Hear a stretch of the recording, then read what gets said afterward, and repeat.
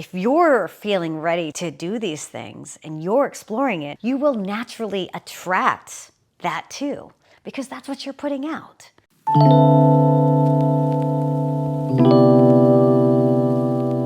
Are sex parties the new dating app? Should and can, and what happens when singles go to sex parties? Hi, I'm Dr. Catalina. I'm a psychologist specializing in sex and relationships. And let's talk about sex parties, and if you're single, how this literally may just spice things up and be a new part of how you start to explore dating and maybe look for a partner.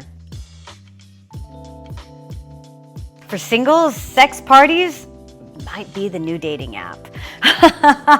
And sex parties are really an opportunity and for really your own sexual exploration. And my experience, at least, has been throughout my sex parties all over the world, has been that it's actually a lot more singles than couples. And then definitely one, if it's a heterosexual sex party, there's aims to be a bit more gender balanced, but there's a lot of factors that go into whether or not that's the case. One being that if it's a little bit more conscious or under the guise of tantra or something like that, you tend to see more women showing up to that. And that's just in tantra in general. And then if it's at a club or it's just a bit more public, you actually see a tendency for more men. Again, in cis hetero spaces. But sex parties are basically an adult Disneyland and an opportunity to really explore your sexuality, explore play, and explore your limits, and not even necessarily engage in any sexual activity. I think it's really important for people to know that sex parties do not have to include penetrative sex, and the majority of people actually aren't doing that. As a single person, I've definitely engaged in more of these activities on my own or with a friend going, but as a single person. And I think it's being clear about what your boundaries are and feeling safe going into these, and really being honest with yourself about your readiness to do this. I've helped a lot of clients get ready to do this, and particularly women to explore this on their own. And so much, I think, when we're exploring our sexuality is our awareness of ourselves and being really honest about that. I think that's so much of where the work is before, during, and after. And so I think some of the biggest considerations for singles is okay, one, because a lot of sex parties and the ones that I would encourage people to go to are sober. And I don't recommend that people do any type of recreational drug in going to them, particularly if you are single, because you want all your facilities, but more importantly, you want to feel your sensations just for the sensations don't get it twisted. I think there's some beautiful, we know that there's some benefits of different types of plants and different types of MDMA, things like that, on sex and sensations. But I do think that there's a different space for that, and setting is obviously really important for that. And I don't see sex parties as a space for that. And particularly for people who maybe are watching this and it's your first time. Definitely, I think that if you're going into these things as a single, it's also managing your expectations, not expecting that you're coming out necessarily with your lifelong partner. I think one of the things I think is really important at sex parties or at any type of play is very clear consent around what is the meaning around this and what's the aftercare. Being really clear of, are you single, or is there anybody, whether you call them a partner or not, that may get upset by you engaging in something with someone else? Because again, as singles, how many partners do you have? And being really open about STDs, obviously, and being really clear about that. So much of what I think people need to appreciate is that sex parties are not just orgies. They are not reckless. They don't need to be. They should not be. And that part of the safety that is required to actually surrender and have crazy fucking amazing times is that security, is the clarity of understanding what this is for that person, where that person is showing up from, what's gonna happen after the party, and being really clear on that and being clear with yourselves. I think detachment is an amazing practice, particularly as a single individual, to engage in sexual activities and to build sexual energy and explore different arousals without that necessarily meaning that the emotionality, the meaning has to increase with that person. And that's, I think, where it's really hard as singles to engage in these spaces. Well, and first and foremost, just fucking, great. Like, there's nothing wrong with that either. Like, and sex just for sex is different. That's why sex is different than intimacy, right? And intimacy can be physical, but it also can be emotional and mental, as well as concrete. Like, there's lots of different ways of intimacy, and sex doesn't have to mean penetrative intercourse, nor does it have to, like, and sexual satisfaction doesn't actually have to involve in any type of sexual activity, you know? So plenty of asexuals can be highly sexually satisfied. Really, just this opening, you know, this surprise of particularly people who are early in their sexual journey, again, who I maybe perceive as early, but even if they are just dipping their toes into new things around their sexuality. I mean, and let's just be honest, I mean, a sex party is a bit of a jump for a lot of people.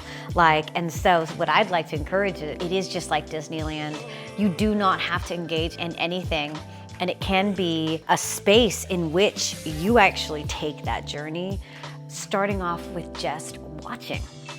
And voyeurism doesn't have to be predatorial. It doesn't have to be dirty. It can be a witness. I mean, a lot of people want to be witnessed, and it can be an honoring of that and an education, and it can be arousing for sure. It can be all of those things. And so much of what I think the beauty of a sex party is when you have the opportunity to have that collective experience. I believe that in these collective, we know with collective neuroscience how frequency just continues to build and expand, and then in that allows for more neuroplasticity, allows our bodies to actually try new things while also then being able to kind of open up that portal so that afterwards there's opportunity for integrating new aligned actions, right? And sex parties, and when you try something there, you feel so confident that you just tried something new. And the whole premise around, or what I believe around sex is very much that when we edge and we hit new things that are maybe scary, like we're taught to believe, all of those shoulds, we start to teach our body, I can. And not just I can, I deserve. And when we believe that we deserve pleasure, when we deserve for our needs, wants, and desires all to be met and that we can meet them, then that's the power. That's the power that translates in and absolutely out of the bedroom, you know? And so to me, the opportunity here is just to enter a safe space, a space where you get to explore yourself. You get to have different parts of you be expressed in a very safe, mature, and hopefully conscious way. I definitely wouldn't say go to a sex party expecting to meet a partner. I definitely won't say that. I don't say go to anything. I don't say go to a bar or anything expecting to meet a partner. Because when you're expecting, we're reaching, you know? And that's thirsty. Like, it's just thirsty. That's what it is, and what that does is repel. That's just what our bodies do. Okay? But I do think there's absolutely the opportunity there. I think that a lot of the assumption is, oh, it's just shallow, oh, it's sex. When instead it's like, gosh, wow, you're meeting people where you're both coming to something that open and ready and excited. What a great time to meet someone, you know? Again, the thing is with sex is that, like, all that oxytocin certainly can cloud things. So again, it's talking about what is the meaning of this and what's the aftercare, and being mindful how you transition out of this, you know? But do I think it's a great opportunity to meet new people and explore different types of relationships? Yeah.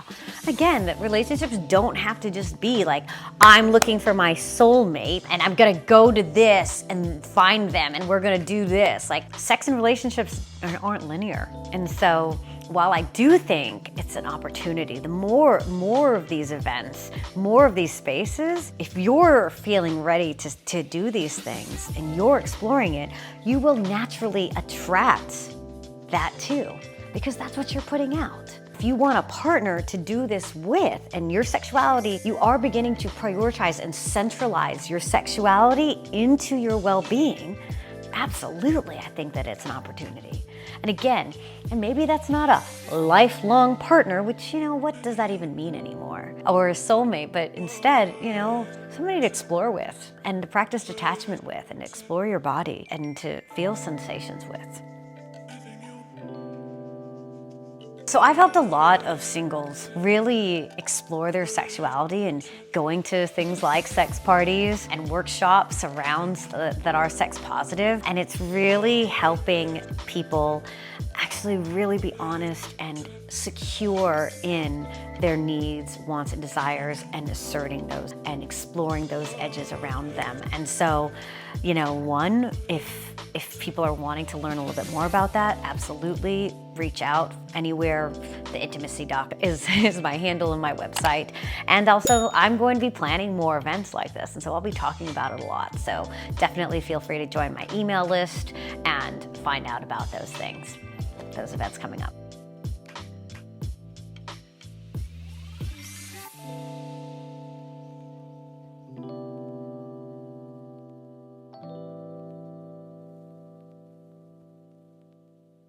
To